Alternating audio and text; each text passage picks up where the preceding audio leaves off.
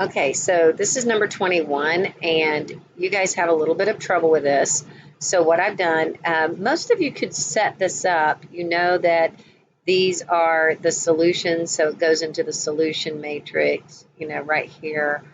These are the solutions, so that's your solution matrix right there.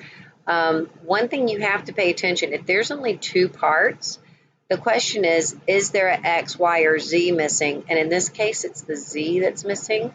So that's where we fill in the 0. Please, please, please pay attention on the X, Y, and Z. What's missing?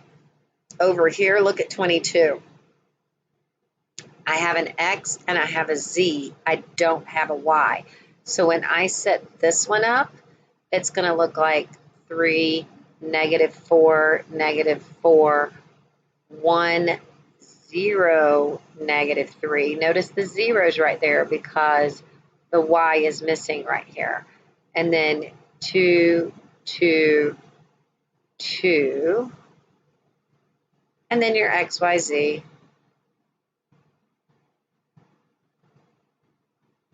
And then -3, 22, 13.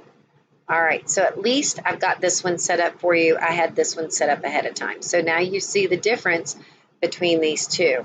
All right, so now I'm going to take these and put them in a calculator. So I'm going to grab my calculator, and I have already entered this matrix. 1, -5, 4, -4, -3, -3, -4, 4, 0. I just double check to make sure that I'm following exactly that.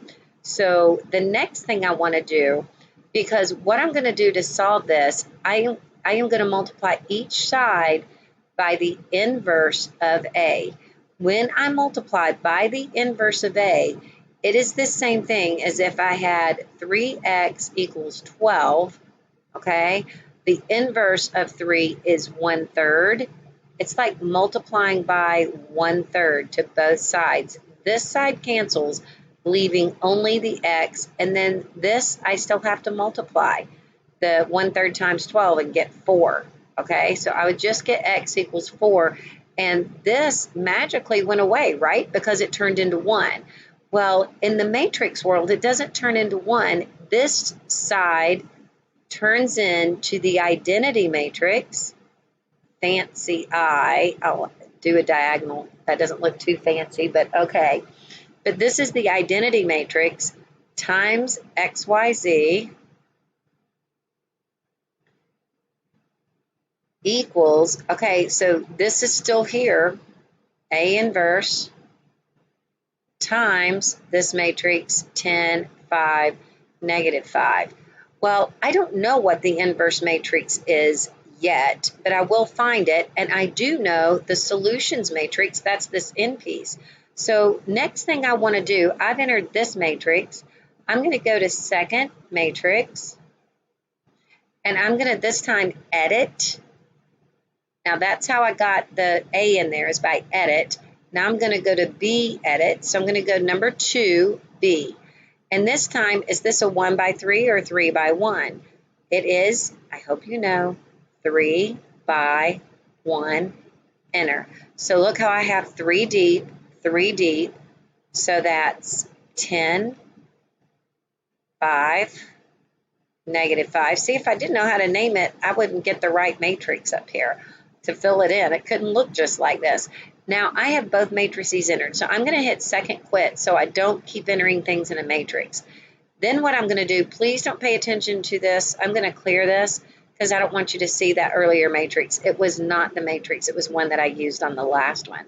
So what I'm going to do is I'm going to go second matrix, and I want to find the inverse of A. So I'm going to click number 1, and then I click inverse. And then I'm going to multiply by B, the matrix B, because A inverse I've got in there now, and this was my B matrix. So second matrix, number 2B. So that's exactly what I have on my paper. Enter. There's my solution. -2, -1, -2. -2, -1, -2. Guys, I'm done. because this identity matrix, it goes away. You don't pay any attention to it. So this is your X value. This is X. This is Y. And that's Z. I'm done. The end.